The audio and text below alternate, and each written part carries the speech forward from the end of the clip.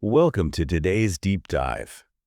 We are setting out on a very specific mission today, We are indeed. and it's one that looks incredibly simple on the surface, but it actually reveals some pretty profound truths about how we categorize the world around us. Yeah, it really does. Today, we're exploring a foundational English grammar concept straight from our language sources. If you're a beginner just starting to learn English, mastering this is it's a crucial shortcut to fluent everyday communication. Absolutely. And even if you're a native speaker who just loves analyzing how languages work, this is fascinating stuff. Right. We are looking at the fundamental difference between the words much and many. Oh, the ultimate linguistic trap. It really is. Because, on paper, these are just two short words. They have the exact same definition. They both mean a large amount of something. Exactly. Mathematically identical. Right. But they carry a completely different set of grammatical rules. You absolutely cannot use them interchangeably. No, you can't. And the reason why is deeply rooted in how human cognition interfaces with language. That's the perfect way to frame it. Because learning a new language it's already frustrating enough, right? Now tell me about it. You're juggling vocabulary, you're stressing over pronunciation. Exactly. And then suddenly the language forces you to stop and ask, wait, what is the existential nature of the thing I am trying to describe? Right. Two words, same meaning, completely divergent rules. And it all depends on the type of noun. When you're acquiring a new language, your brain just wants to be efficient. It wants to take the concept of a large quantity, put it in a single mental box, and just pull out a word whenever necessary. Like a one-size-fits-all tool. But English grammar refuses to allow that efficiency here. It demands that you categorize the physical or conceptual reality of the world before you can even finish your thought. You have to figure out the boundaries of the thing you're talking about. Okay, let's unpack this. Because that concept of boundaries brings us right to the first major category we need to look at from our sources. Countable nouns. The territory of the word many. Yes. So what's the core rule here? The rule is absolute. Many is used exclusively with countable nouns. Things we can literally count. Exactly. The rule relies entirely on the presence of discrete boundaries. We use it for things that exist as separate, quantifiable units in the real world. 1, 2, 3, 4. Right. If the language recognizes an entity as having individual boundaries, we're permitted to count it. And because we can count it, we use many. Let's look at the specific examples we pulled from the sources to see this architectural logic at play. Sure. The first example is she has many books. Now, obviously, we all know what a book is. Right. But linguistically, what makes it countable is that a book is a distinct entity. If you look at a shelf, the language recognizes the individual physical boundaries of each volume. One book ends, the next book begins. Exactly. You don't have a continuous flow of bookness.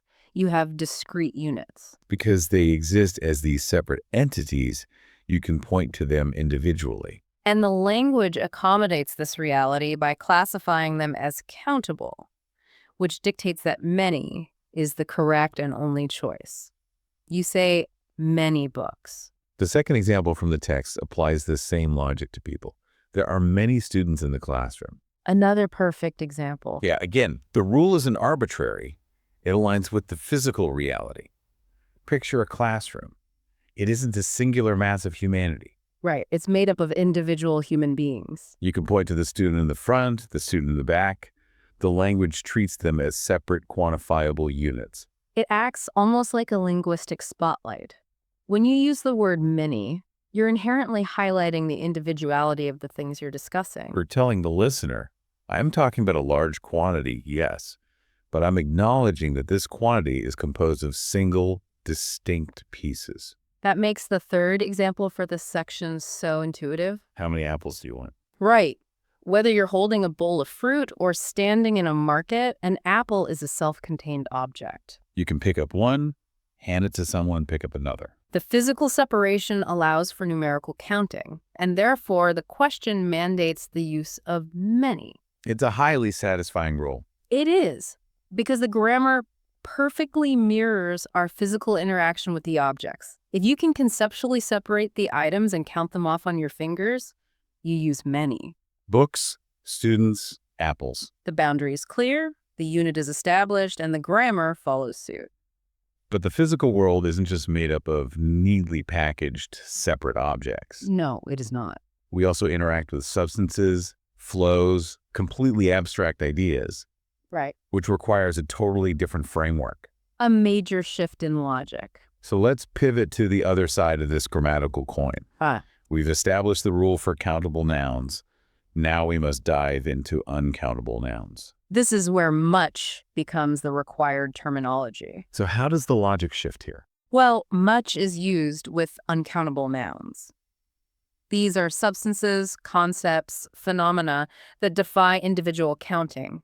They lack those clean, distinct boundaries we just discussed with books or apples. We're no longer dealing with discrete units. Right. We are dealing with continuous masses. And the sources provide 3 fascinating examples to illustrate how English conceptualizes these masses. Let's start with a physical substance. There isn't much water in the bottle. What's fascinating here is how the English language categorizes liquids.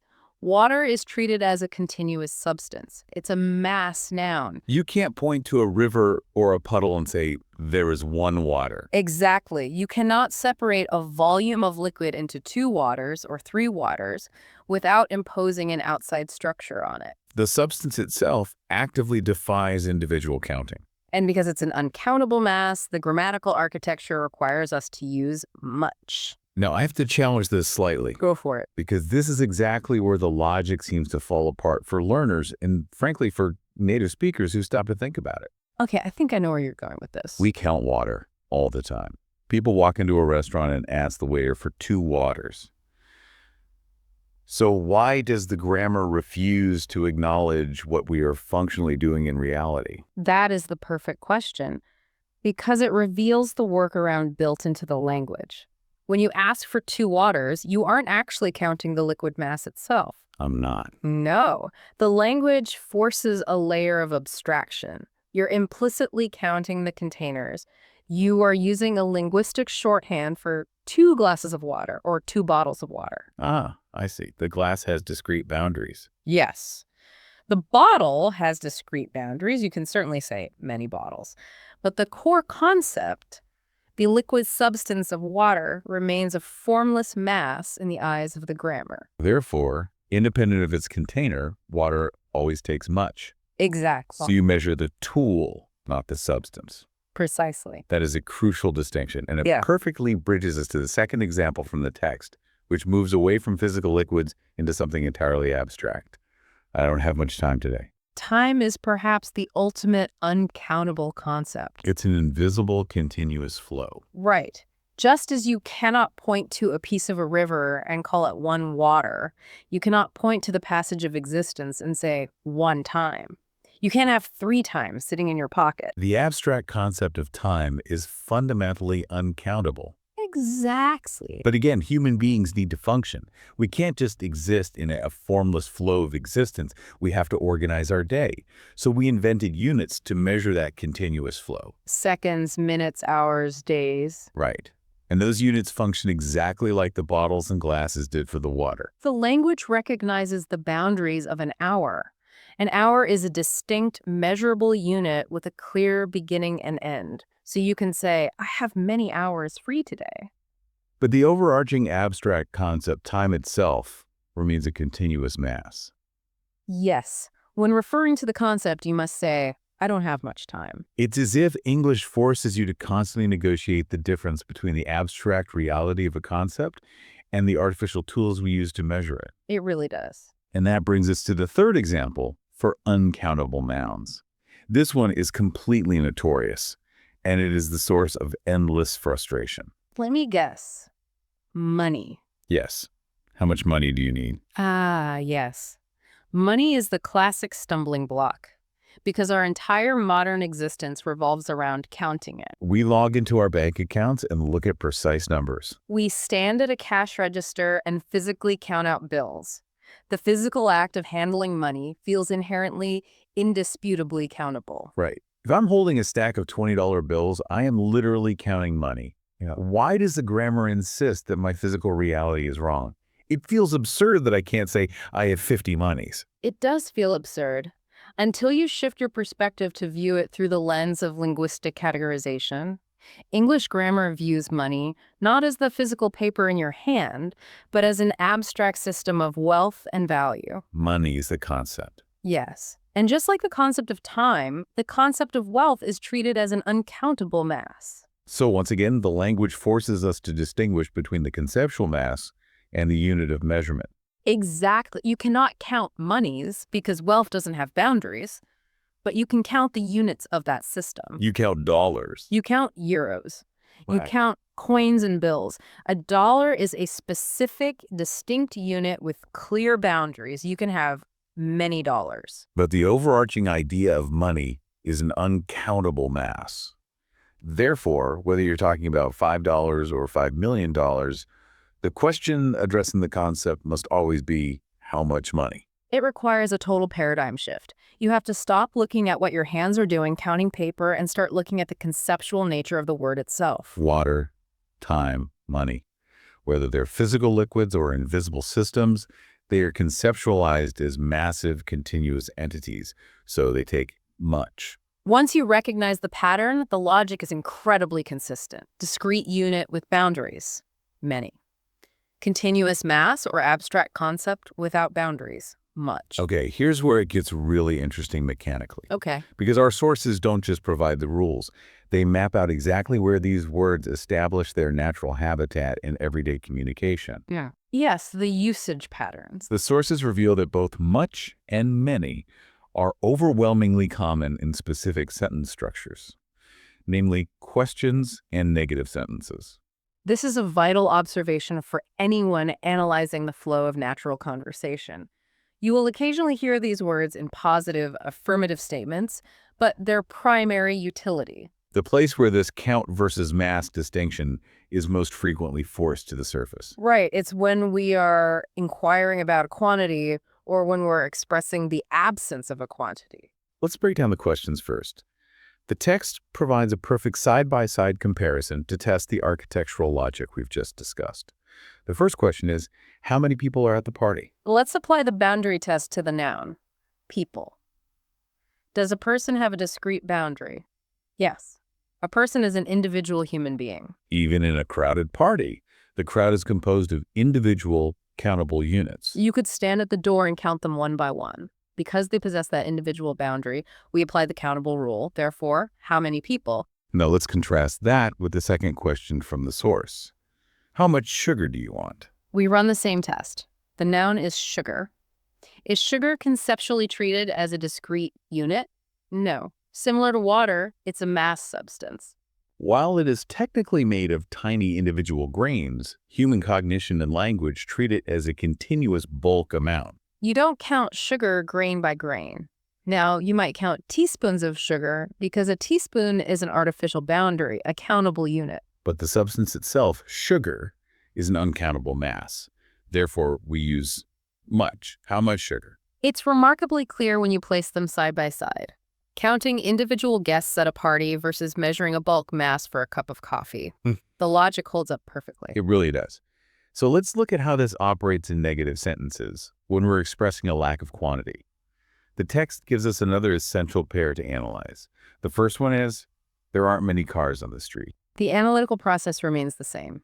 The noun is cars.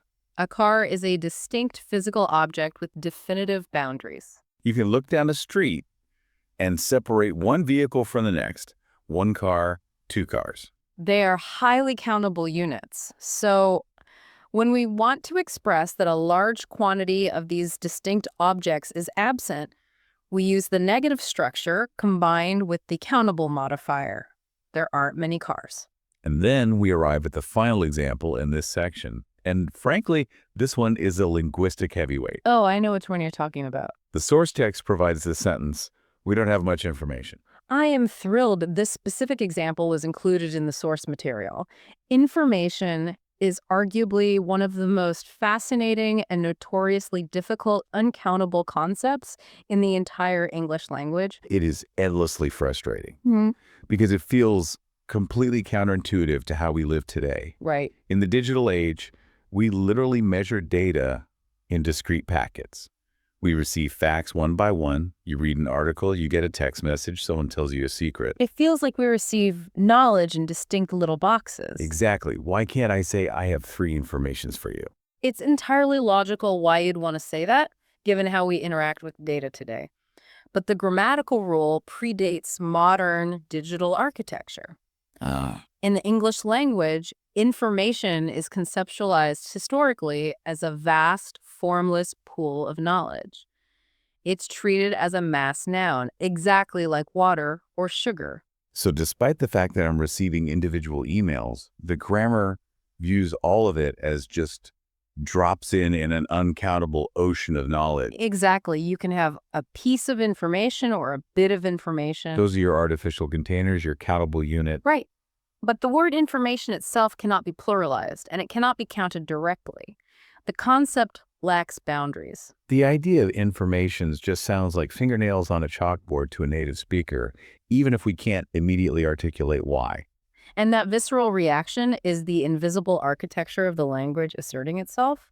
Because it's an uncountable concept, it rigidly follows the mass rule.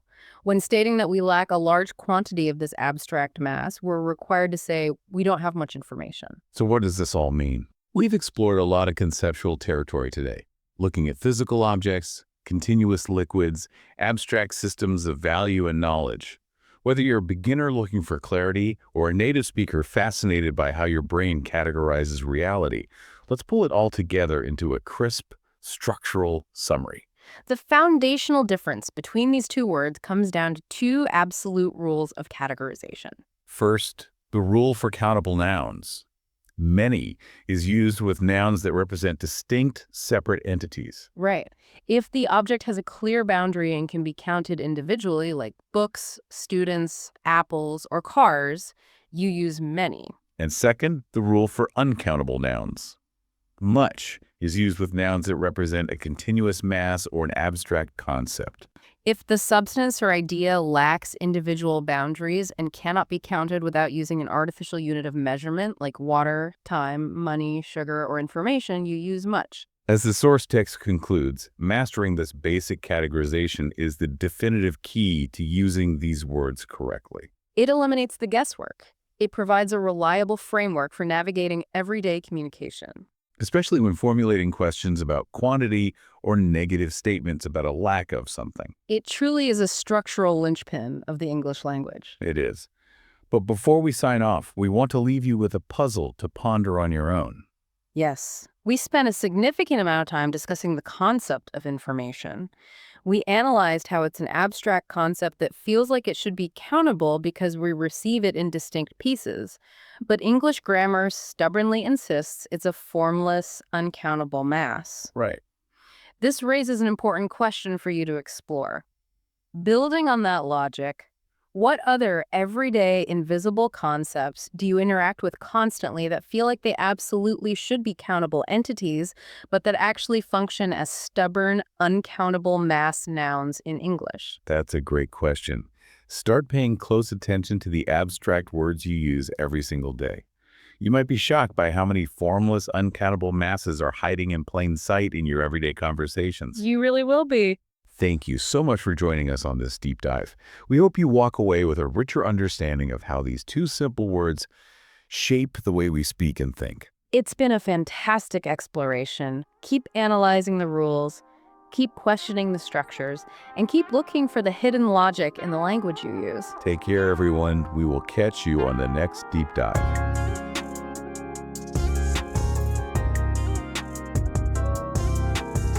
Thanks for watching. Don't forget to subscribe and like the video. See you next time.